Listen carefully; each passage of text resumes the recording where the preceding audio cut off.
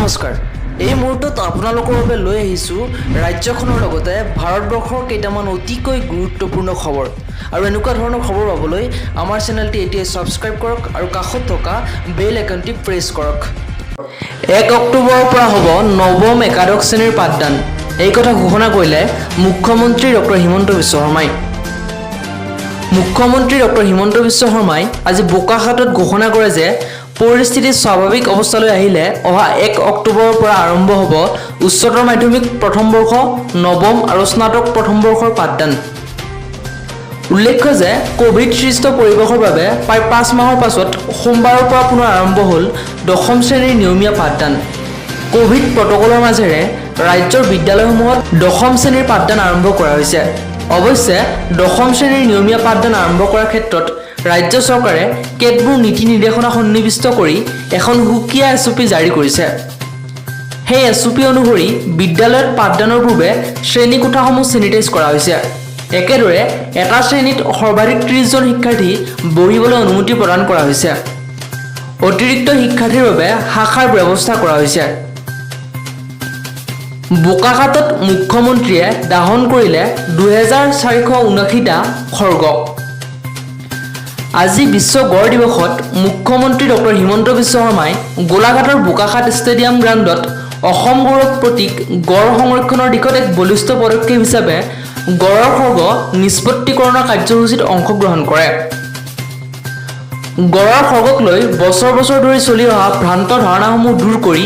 ইয়াৰ চোৰাংচিকাৰ ৰোধ কৰাত এক উল্লেখনীয় পদক্ষেপ হিচাপে বিবেচিত হ'ব গড়ৰ খৰ্গ ঔষধি গুণেৰে সমৃদ্ধ নহয় বৰঞ্চ গৱেষণাই প্ৰমাণ কৰিছে যে মানুহৰ যেনেকৈ চুলি থাকে তেনেকৈ গড়ৰ খৰ্গ হৈছে চুলিৰ এটা সমষ্টিহে মাথো এইবুলি মন্তব্য আগবঢ়াই মুখ্যমন্ত্ৰীয়ে সকলোকে গড়ৰ খৰ্গ সম্পৰ্কীয় অলৌকিক কাহিনীক অগ্ৰাহ্য কৰি অসম গৌৰৱ এশিঙীয়া গড় সংৰক্ষণত গুৰুত্ব দিবলৈ অনুৰোধ জনায় ইয়াৰ লগতে মুখ্যমন্ত্ৰীয়ে কোভিডৰ সময়ত যথেষ্ট সমস্যাৰ সন্মুখীন হোৱা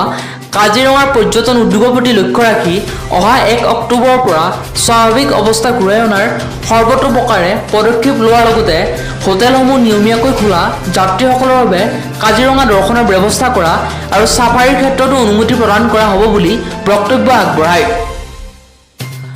বৰভূমিত সন্ত্ৰাসবাদক মূৰ দাঙি উঠিবলৈ দিয়া নহ'ব বড়ো উগ্ৰপন্থী সংগঠনসমূহৰ সৈতে আলোচনাৰ জৰিয়তে শান্তি চুক্তি সম্পন্ন হোৱাৰ পিছত পুনৰ বৰভূমিত শেহতীয়াকৈ মূৰ দাঙি উঠা United liberation of Bodoland ULB নামৰ আন এক উগ্ৰপন্থী সংগঠনে শেহতীয়াকৈ প্ৰদান কৰা হুমকিক লৈ ৰাজ্যজুৰি সৃষ্টি হৈছে তীব্ৰ প্ৰতিক্ৰিয়া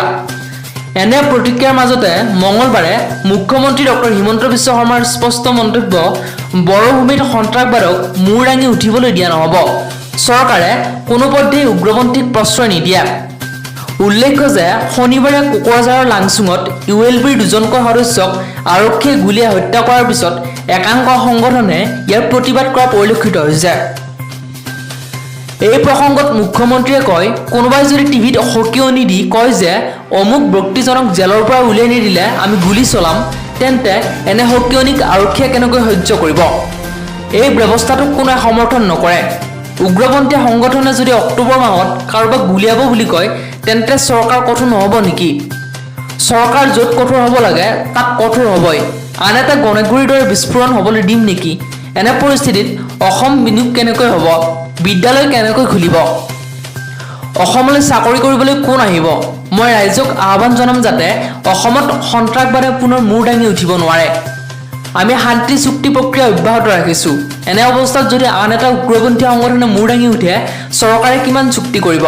সেয়েহে এই ক্ষেত্ৰত আমাৰ দৃষ্টিভংগী একেবাৰে স্পষ্ট হ'ব লাগিব যে অসম উন্নয়ন হ'ব লাগে বিকাশ হ'ব লাগে কিন্তু সন্ত্ৰাসবাদে আকৌ যাতে মূৰ দাঙি উঠিব নোৱাৰে